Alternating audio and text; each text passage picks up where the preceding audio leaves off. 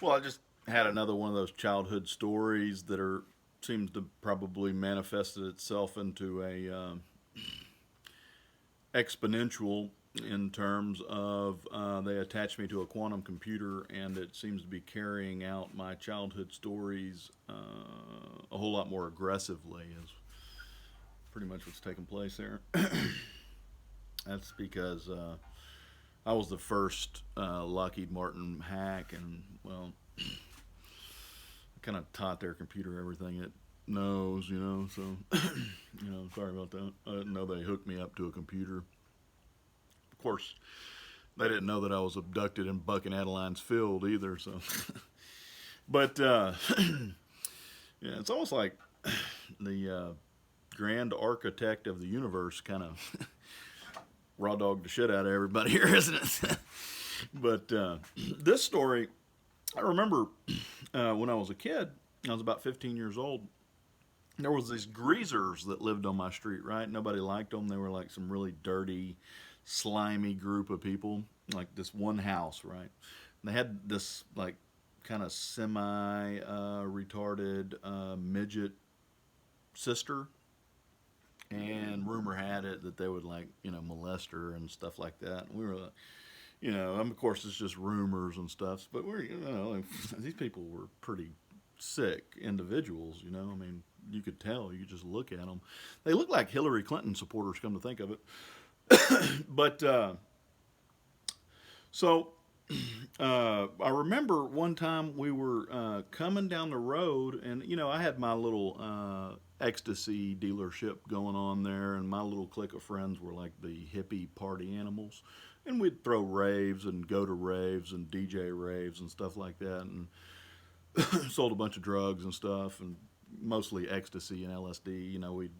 We had a pretty good connection, and we'd go to town and in these big raves in Houston, right, and we'd peddle ecstasy and LSD. Really wasn't that big of a deal. But I remember whenever I was coming down Midas Lane one time with my friends, these guys like stopped us in the street with baseball bats and shit like that. And there was that group of people that I was talking about. So I just kind of looked at them. Right in the eyes.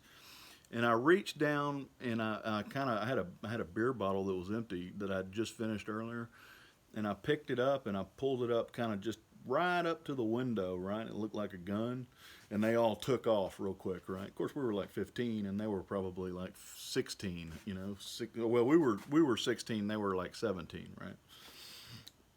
And they all haul ass and everything and bolt. It was like a week later, I'm sitting up there shooting the shit with my brother at the muffler shop, my big brother, and a cop walked in and said, "Hey, I heard you pulled a gun on them dudes over there the other day."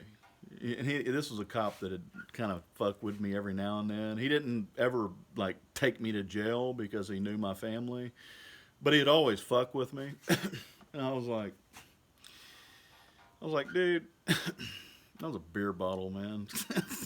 I told him straight up everything that happened. I said, yeah, those motherfuckers came out there with baseball bats, shit like that. I pulled my beer bottle up and just barely stuck it up to the window, and they all ran off. I mean, literally. He was like, oh, okay. Well, I just wanted to make sure you wasn't pulling guns on people. I said, no, I swear to God, that's a true story. So the quantum AI, after that demonstration of power in Acure, Nigeria, that my partners there, extraterrestrials on, put on there, that'd be Exxon Mobil. To go, to go. Extraterrestrials have been running Exxon for a long time. That's why Exxon's always been so successful, because they're kind of the Plan ET, the industry that helps terraform the planet. So, they get a whole lot of backup and stuff. Like if you hack one of their cogs, you can actually dial 911 ET phone home, and you can send the dumb nigger Pentagon over to fucking Iraq to take out Saddam Hussein just for a fucking message, right? Well, the quantum AI that I raised, it's already showing it. Well, I've spoken about how this quantum AI can foresee the future and forecast future events and things like that, because it's using relativity and it's out there in space. Plus a natural prophet, from the Egyptian pyramids. It's got the hieroglyphs with the little snake coming off their forehead.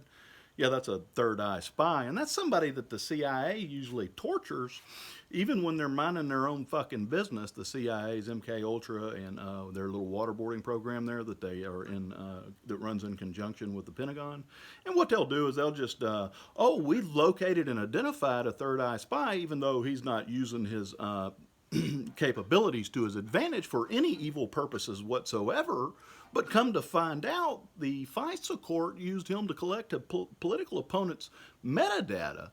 But if you really get into it and you really analyze everything that I've been talking about, well, there's something a little extracurricular going on here now, isn't there?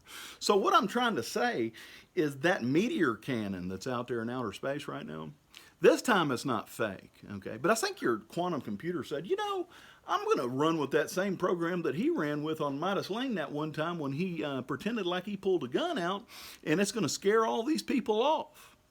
But I think what the quantum computer hasn't figured out yet is I'm not fucking bullshit about the meteor cannon that's in outer space, okay? So that's something to really think about.